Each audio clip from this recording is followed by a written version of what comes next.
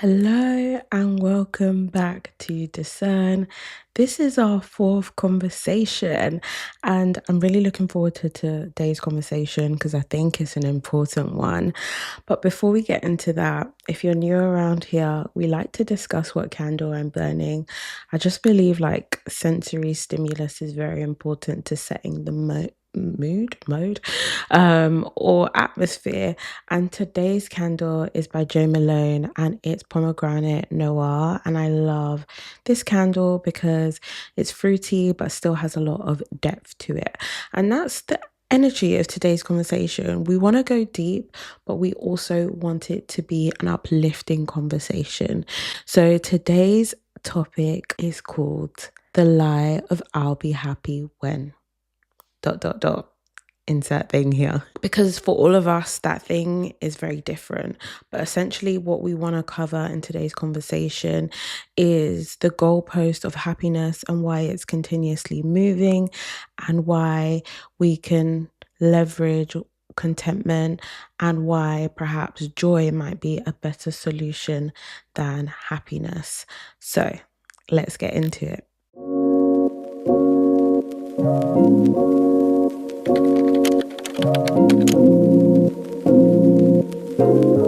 So, if you're anything like me, you would have told yourself when you accomplish certain things, you'll finally be happy.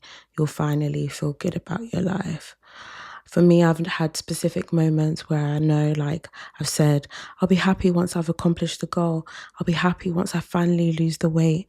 I'll be happy when I get the new job. I'll be happy when I become a home owner. I'll be happy when I make more money. Then it becomes, instead of losing the weight, I'll be happy when I tone up or I get my ideal physique. Then instead of the new job, I'll be happy when I get promoted. Instead of the home ownership, I'll be happy once my home renovation is complete. Instead of the more money, well, actually, I'll be happy when I reach complete financial freedom and I never have to work again. But at one point, I would like to have sworn and said, no, this thing, the first goal would definitely make me happy. I'm sure of it. But once we accomplish those things, our standards quickly change and the goalpost quickly moves. So that's really what I want to unpack. Do those things give me joy in the moment, or rather, let me use the word happiness? Did those things make me happy in the moment? Yes, absolutely. Did I celebrate and say, wow, I'm so happy that I finally accomplished this thing? Absolutely. But it is so temporary. That feeling of reaching a milestone is so temporary that before you know it, you're on to what's next.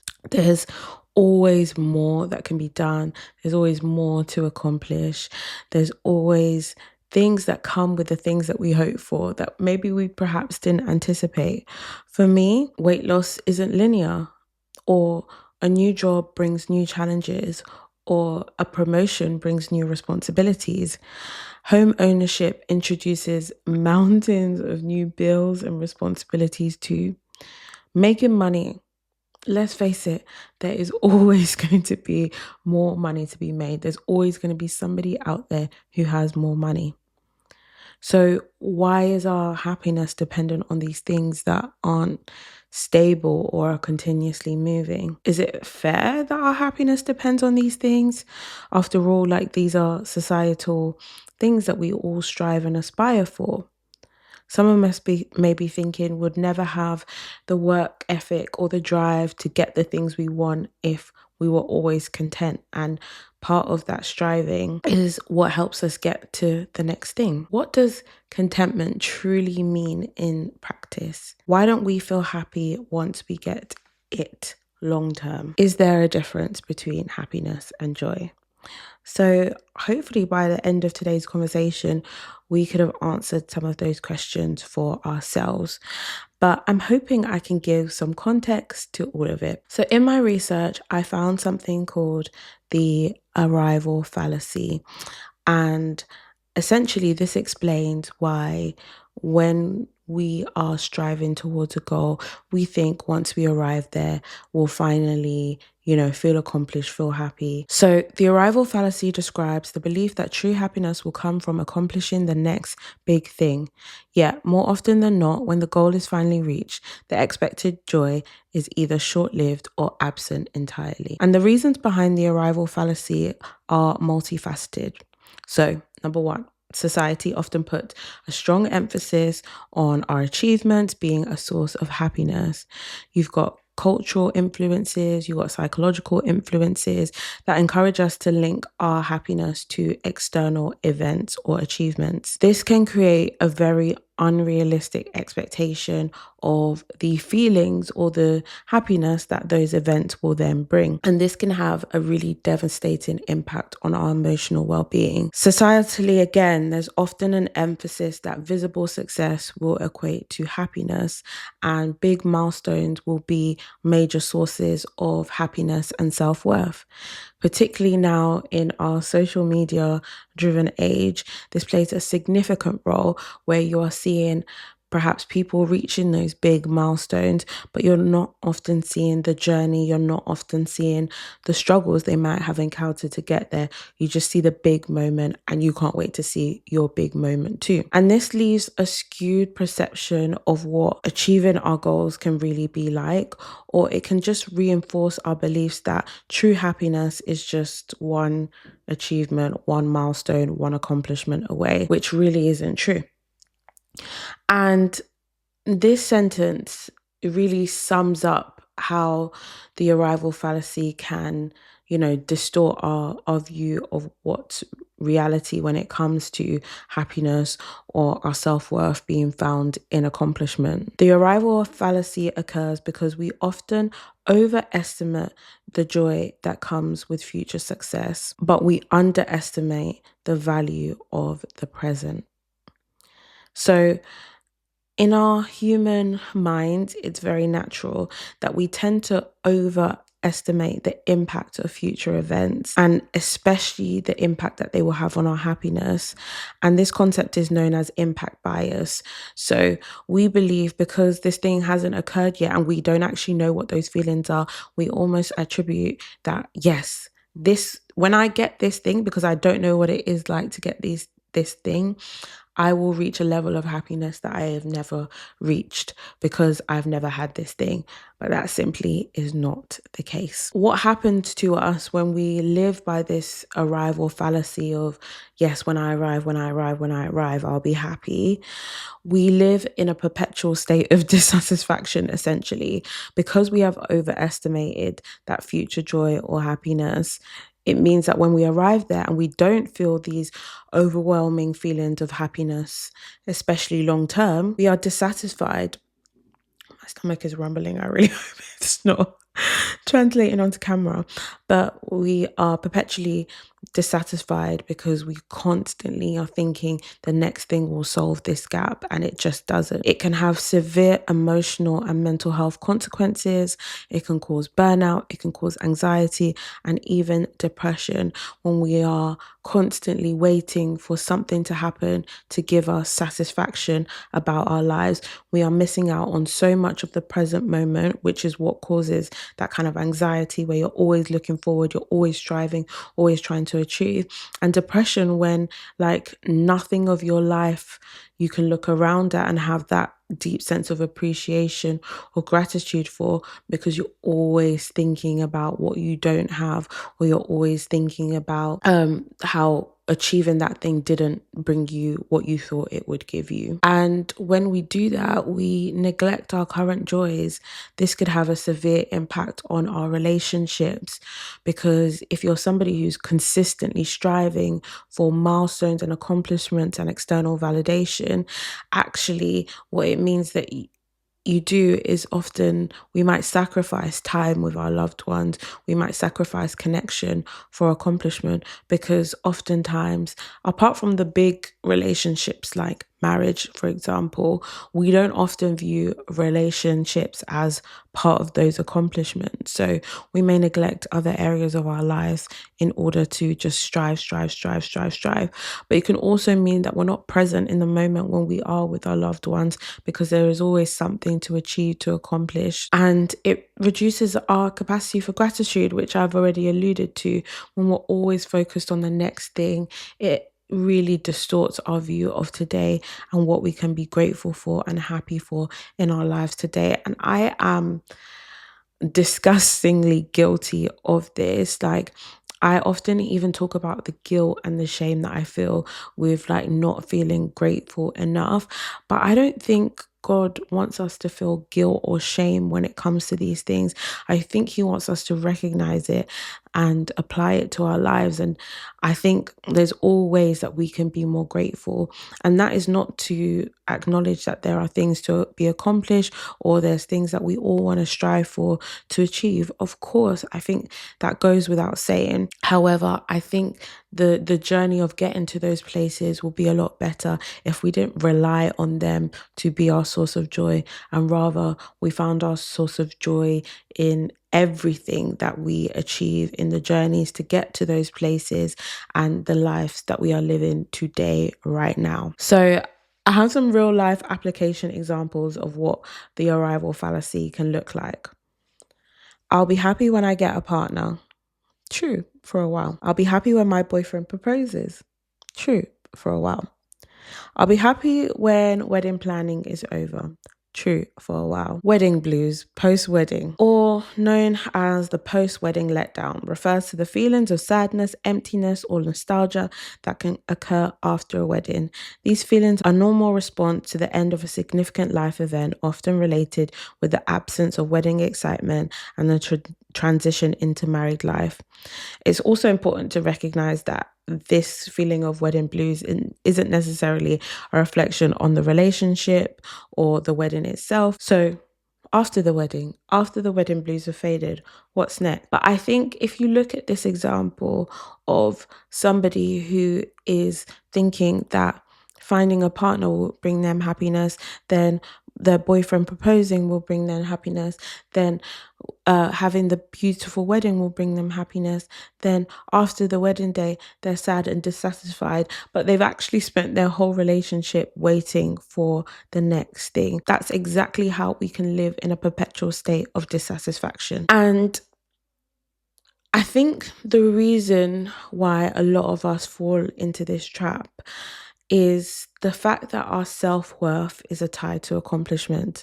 And though I studied psychology, I'm not a psychologist, but I feel like this could be for a number of reasons. And one of those reasons that I think about is how we tie it to our self-worth, in the sense of maybe this is what our parents kind of subconsciously taught us growing up. Maybe it was the teachers at school, maybe it was friendship, maybe it was how we compare ourselves to other people. But we often tie our accomplishments to our self-worth because of the social conditioning. Many societies or cultures equate success with worth, which can lead us as individuals to believe that our achievements determine our value. And when we're not constantly achieving, our value is depleting, which is not the case. External validation, again, which I've referenced. People may seek validation and self-worth through accomplishments, using them as a measure of their value in the eyes of others. So do we care more about how our life feels or how our life looks? And I specifically have been guilty of this, where like in my everyday life, if I really think sometimes about how my life feels, I'm like, wow, I have such a beautiful and full life.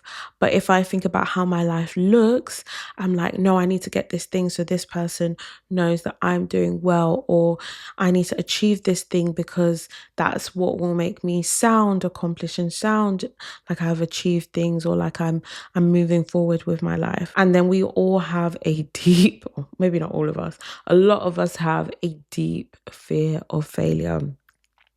The pressure to achieve can stem from us not wanting to be dissatisfied with the outcome of our lives. We fear that we are not going to be good enough, and we fear that we might disappoint others if we're not constantly achieving. And I think this particularly ties when perhaps it can go either way, but I think when you grow up and perhaps you don't have a lot, you can have this real drive to like make sure that, the latter part of your life isn't like your childhood. But the reason I hesitated was like, I can see how on the other side, maybe if you were born into a lot, there's this like deep need to keep up with that and not be a disappointment, like, and think, how can I be handed everything and make nothing of it? So either way, we want to achieve, we want to do well, and we don't want to fail. All the perfectionists, put your hand up. Like, if you're a perfectionist, that's just another layer of wanting to be perfect, wanting to be seen as doing well, doing the right thing constantly.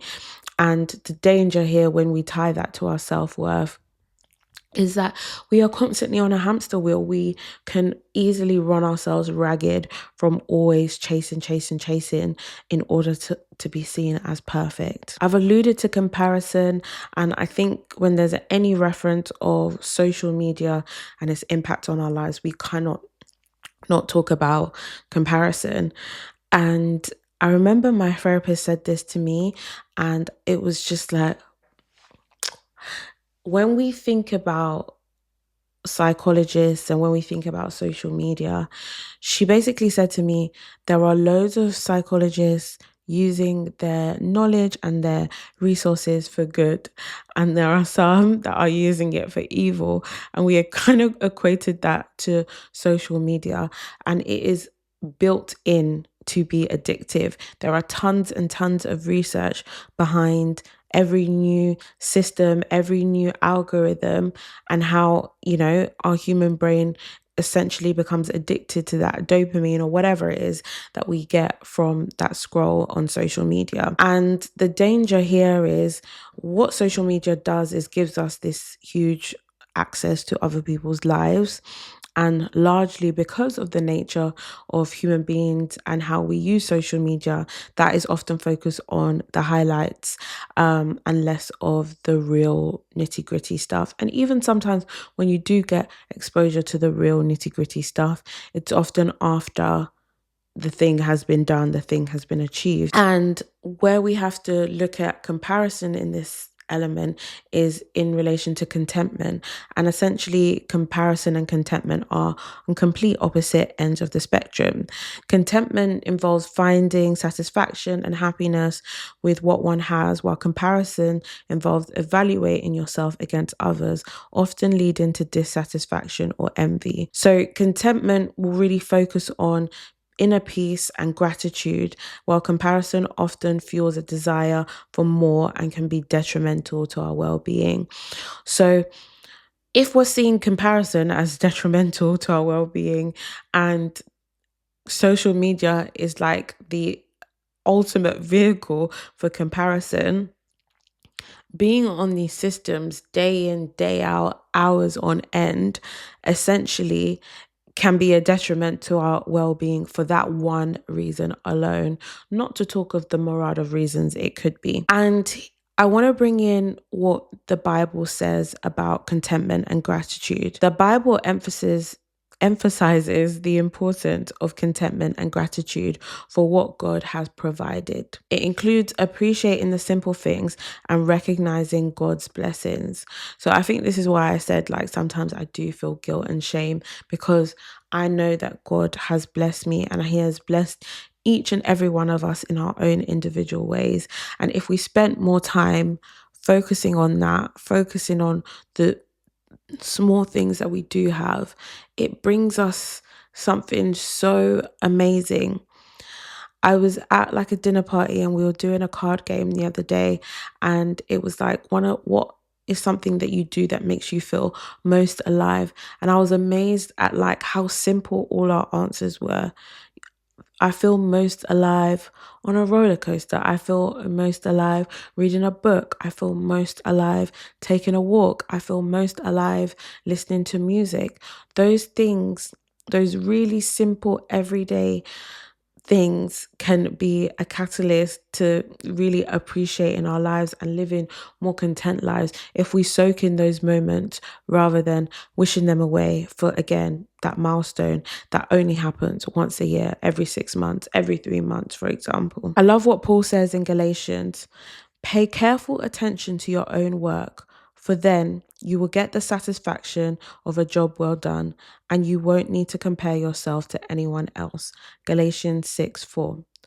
When we focus on our own work, our own lives, it is so easy to then feel the satisfaction of, wow, I am doing a good job, or wow, I am happy I have these things, versus like looking in somebody else's garden, whatever. When I think about the real points I want us to take away, one of them is self-acceptance.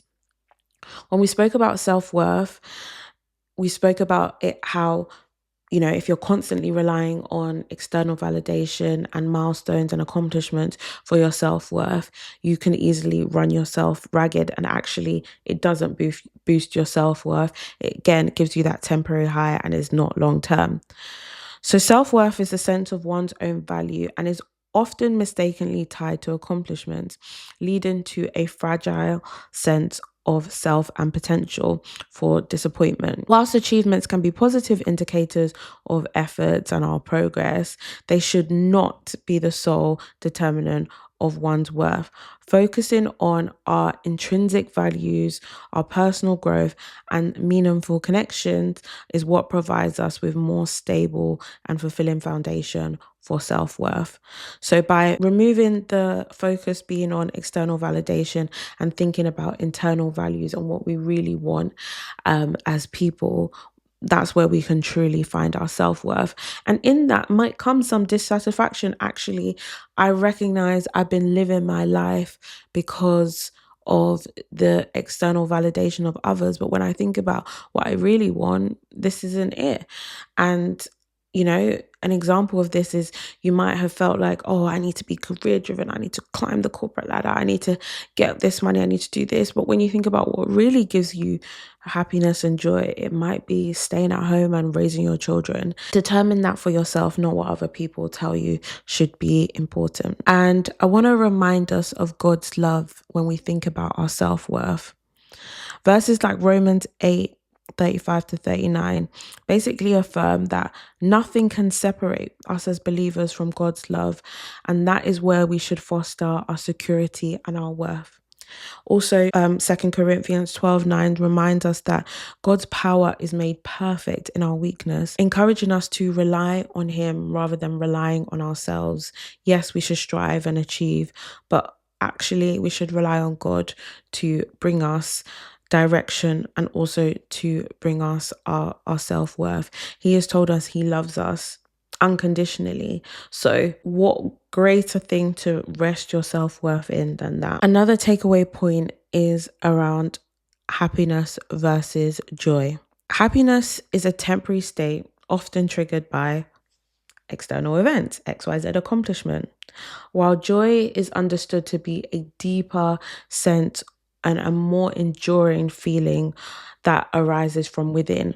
So joy is not dependent on external circumstances. It is not a reaction to specific events, which is what we've defined happiness as. When we think of happiness, we think fleeting, we think external, and we think it varies. When we think of joy, we should think of it as long-lasting, we should think of it as internal, and we should think of it as more resilient. Joy is less likely to be affected by external factors. It's often said to come from within, to be independent of specific events or circumstances, and it's supposed to be long-lasting. It's a more sustained state of being or contentment, often described as a deeper, more profound feeling than happiness. The Bible describes joy specifically as a fruit of the Spirit and not something that can be manufactured or achieved by maybe our more worldly means. Joy is a gift from God. It's a gift from the Holy Spirit that grows when us as believers align our beliefs, our lives, our goals with God's will and God's purpose. James 1 verses 2-3 encourages us to count all joy, my brothers, when you meet trials of various kinds. Essentially, in this scripture, we are learning that even when we are in difficult times, even when we are in trials, even when life is difficult, we are encouraged to find joy in that. And obviously easier said than done, but it's saying find joy in that, because even in those tribulations you learn something. Even in those tribulations you grow. Even in those tribulations there is another side and you will come out of it. So the Bible is encouraging us to have joy regardless of our circumstances, regardless of our accomplishments. It's not saying don't worry, you'll be joyful when you get these things that I have promised. It's saying even in the midst of the trial, even in the midst of the tribulation, find joy, because it is teaching you something. You are growing, you are learning, you are evolving, and it is producing a sense of perseverance and resilience in you that you didn't even know you had. Understanding the arrival fallacy allows us to manage our expectations and build healthier relationships with our goals and the paths that we take to achieve them, specifically underlining the paths that we take to achieve them. By recognizing this mental trap, we can start to really shift our focus on the journey itself rather than just the destination. By finding joy and satisfaction in the present rather than constantly deferring our happiness to future achievements, then we can feel long-lasting joy. Finding joy in the process is something we often hear, we often talk about. But taking pleasure in daily activities and the small steps you are taking towards larger goals can really help you. I have been in hours and hours and hours and hours of therapy. And one thing that consistently comes up is that I need to have better self-compassion and just allowing myself to celebrate the small steps that I'm taking. When I'm on a journey, I can be very harsh and self-critical and beat myself down.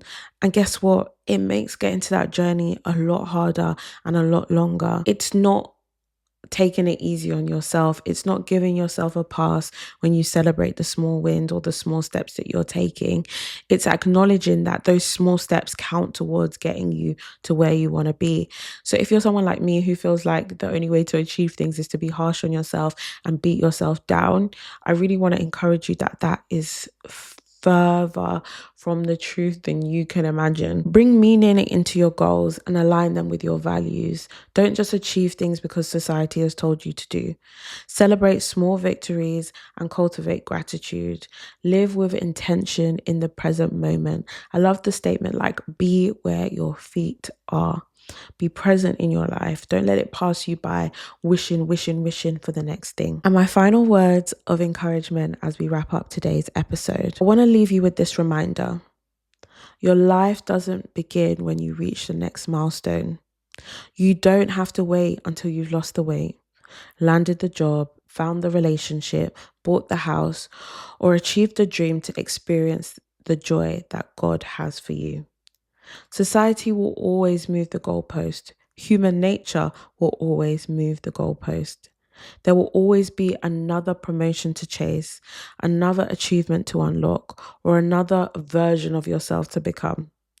But if your happiness is always waiting for when, you'll miss out on the gift of right now. God never asked you to find your worth in accomplishments. Your value was settled the moment He said that you were His. You are loved not because of what you achieve. You are chosen not because of what you succeed in. And you are enough because of Christ, not because of what you do or because of what you've done, because of whose you are only. Don't sacrifice today's peace for tomorrow's possibilities. Celebrate those small victories. Embrace the journey and trust that God is working as much in the process as He is in the destination.